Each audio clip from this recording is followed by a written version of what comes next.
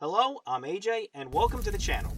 With the start of the new year, I feel like it would be the best opportunity to rebrand this channel into being more focused.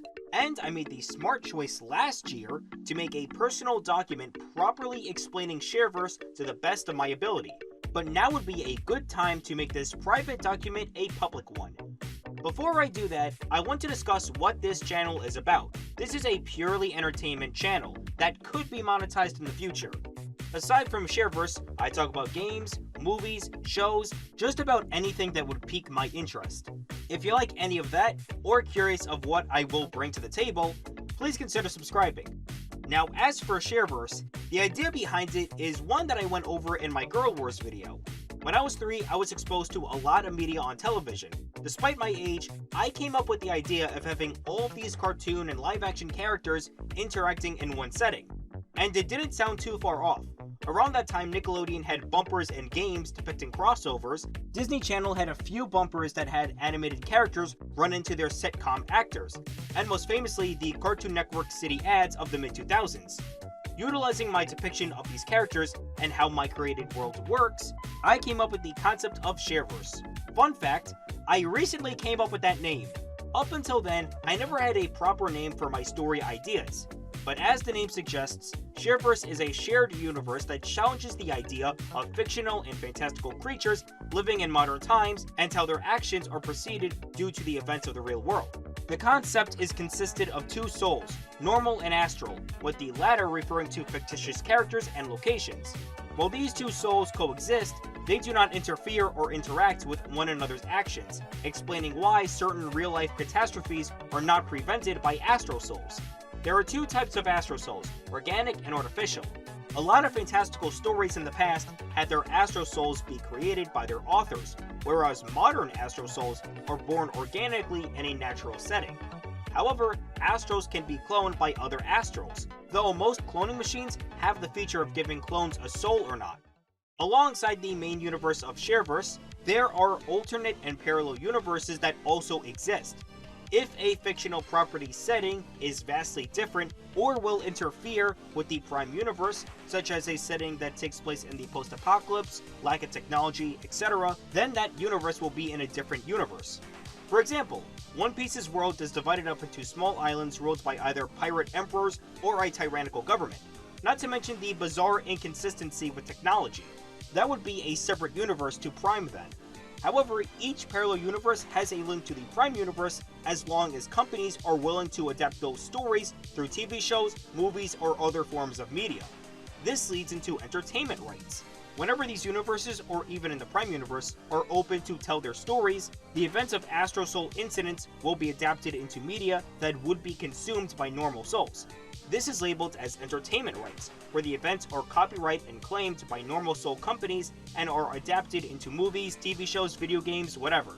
This also means Astro Souls from these stories are employees for that company.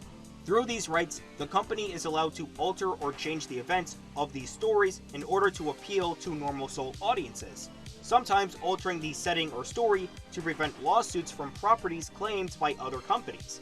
An example from this channel was with the Digimon seasonal reviews. Bandai and Toei bought the entertainment rights of the digital world in the mid-90s and altered the events of the incidents to allow these stories to appeal to a specific core audience, as well as removing links to Evangelion, with its entertainment rights being owned by Gainax. Within Shareverse, there are 6 alignments that categorize the various types of properties. However, these properties can be placed in more than one alignment based on the circumstances. This will be based on America, as other countries may have certain properties be placed in different alignments. The alignments are divided into 2 groups. First is the media alignments. If an entertainment franchise or property is in all 3 categories, it is known as a trinity. You have the Disney alignment, which features any and all properties owned by Disney or remotely similar to it. Alignment is highly open to the interaction as long as money is involved. Then you have the Warner alignment, which is a compilation of all properties owned by Warner Brothers and most recently Discovery as well. This alignment is inclusive and rarely interacts with other alignments. Lastly is the Viacom alignment, which is a joint collaboration between Comcast and Viacom. This alignment is mostly hostile with the other media alignments, though honest when it comes to sharing their properties with the Warner alignment to boost their sales and success. The other group of 3 alignments are the aesthetic alignments, which mostly focuses on certain time periods and eras. There's the Great War era, which references the aesthetics in the early 20th century and similar time periods. Main properties here include anime and manga. Great War is the central hub for all alignments, since the remaining 5 have a strange connection to it. The choral alignment features any property that was in the aesthetics of late 1990s to early to mid 2000s, which there is once again games, anime, and even music. And lastly, there's the subchoral alignment, which is any property that was not mainstream throughout the late 70s to 90s. A lot of video game series, especially those from Nintendo, fit in this alignment. Now, if any property is in all 6 alignments, they would be called a wildcard property. Of course, companies can change alignments at any time. 20th Century Fox used to be a movie company for all alignments before Disney bought them in 2017. So now every film they made before is retroactively part of the Disney alignment. Lastly, there's the mortality and afterlife for astral souls. So astral souls are born to be created and also immortal. They can change or retain their age as long as they reach that particular age in life. However, if the character was created in a specific age, they would reach that age right away. When an astral soul dies, their soul will be placed in either heaven or hell, depending on if their actions were either morally good or evil. For those who enter heaven, they have free residence in this field and have the option to be revived back to Earth after a reasonable amount of time has passed. If a being goes to hell, they are placed in that realm's prison, where they will have to serve a sentence before being revived. The length of this sentence varies upon what actions the astral soul committed on Earth. Once revived, the former inmates only have a fraction of their power level retained, and will have to wait until it properly recovers. Of course, if an astral soul is a clone, or doesn't have a soul, they will be permanently dead.